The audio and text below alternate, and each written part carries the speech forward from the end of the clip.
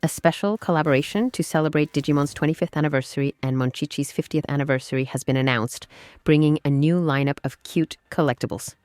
Starting November 22nd, Annie Birth stores will offer 2 adorable figures, Agumon Baby Chi-Chi and Taichimon Chi-Chi. The collection also includes traditional Japanese items like pouches, drawstring bags, and mini hanging scrolls featuring popular Digimon characters. Born on January 26, 1974 in Tokyo, Monchichi was created to teach children love and respect. Its name comes from the French words mon, mai, as well as a reference to the English word monkey and the Japanese sound choo-choo, which mimics the sucking sound a baby makes with a pacifier. Items will also be available on the official online store beginning November 29th. Special 70-centimeter hanging scrolls featuring Wargreymon and Metal Garurumon will be available for pre-order online between November 22nd and December 22nd, with delivery expected in February 2025. Digimon Recollection manga author Wawagagag shared fan art, or Gijinka, of Wormmon, a humanized version of a non-human character, also known as Mogijinka when depicted as a cute girl. They posted it alongside figures of Pildramon and Dinobimon set in a battle scene. They also reposted older art they created featuring Masaru and Geogreymon. Yabuno Tenya shared rough illustrations of Taichi and Zero from V-Tamer, along with the following message. Since the banner has been outdated for a while, I created a new illustration to celebrate the increase in followers. I'll be making gradual progress. The Digimon Liberator account posted a promotional illustration featuring Shoto dreaming of Owen, who tells him, "Feel free to ask me anything." In shock, Shoto responds, "Who are you?" This follows the recent comic release where Owen praised Shoto, a rare and surprising moment. The accompanying message read, "Despite their rocky relationship, Shoto managed to receive some words of encouragement from Owen. It was such a shock that Shoto thinks he may have dreamt it." In this week's Terriermon Assistant's Lab YouTube episode, he takes on a trading card game quiz to spread the word about the Digimon card game. He visited the Digimon Adventure exhibition and won a special Gabumon card in a raffle. He joked that Gabumon looked so lonely in the card art that he wanted to hug him from behind. Since he became the Digimon ambassador 4 months ago, he's been trying his hand at the Digimon card game and hopes that one day he'll master it using a Terriermon-themed deck. He even asks the staff to release stronger Terriermon cards. So in this episode, he's diving into TCGs and Digimon cards through, you guessed it, another quiz. This channel loves quizzes, even if Terriermon isn't exactly a quiz master. The first question was to explain what TCG stands for. That one was easy. Trading card game. He explained the basics using 40 to 50 card decks to battle friends.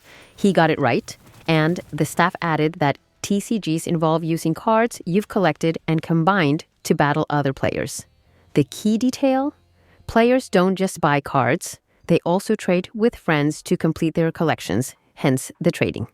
The next question, which of these is the correct way to enjoy TCGs? Play and battle, build decks with favorite characters, collect cards, or watch card battle videos on YouTube? The correct answer was all of them. The third question asked what kind of person might have invented TCGs. He guessed an old person, but it turns out it was a mathematician.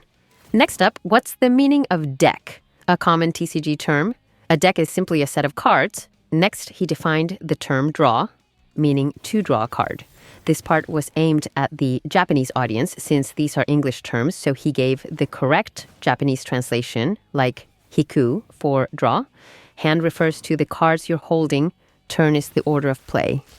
Trash is the discard pile for used cards. And finally, rarity.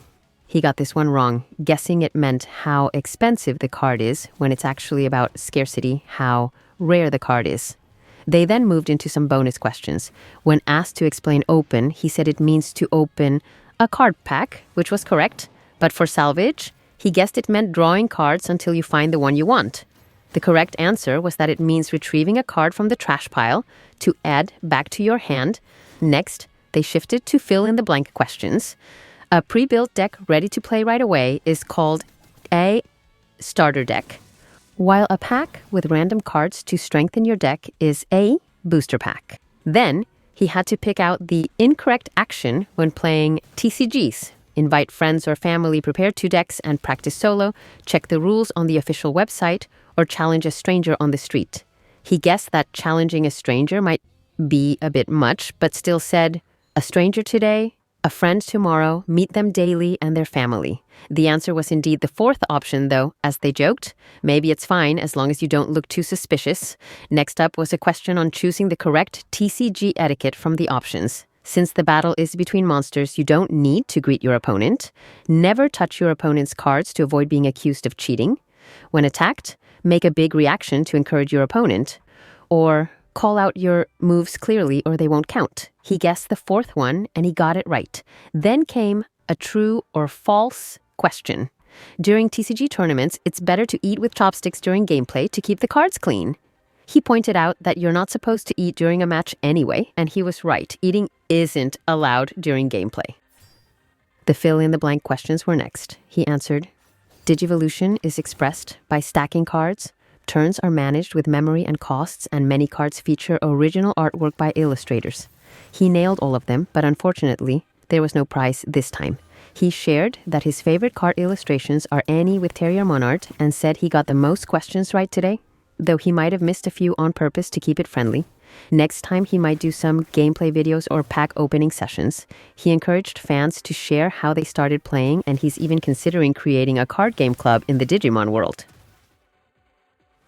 The Bandai Namco Carnival 2024 held in China is almost here, bringing together a host of wildly popular IPs. Among them, the all-new version of Digimon Source Code will make its debut, featuring a refreshed and exciting game storyline, brand new Digimon appearances, thrilling co-op challenges, the original voice cast fully on board. Attendees can look forward to an immersive interactive experience, along with stunning merchandise. In the expansive Source Code camp, countless Digimon with unique abilities are waiting to be discovered. By exploring their evolution paths from baby to mega through the Shrine evolution chain, you can gain a significant edge in battles. This time, the spotlight is on Gabumon's line, tracing its journey from Sunomon to the mighty Metal Garurumon. A brand new Digimon has arrived in Digimon New Century, and it's a force to be reckoned with. Hengimon, a wood element vaccine-type mega-level Digimon, boasts a unique skill set that allows it to transform life into attack power and shift through various lunar phases. Let's dive into the details of Hengimon's abilities and strategies. Basic skill, Crescent Wave, converts a portion of its maximum HP into attack power to strike a single enemy, with a chance to inflict poison and grant a clearing cloud stack. Can perform follow-up attacks on targets with damage over time effects.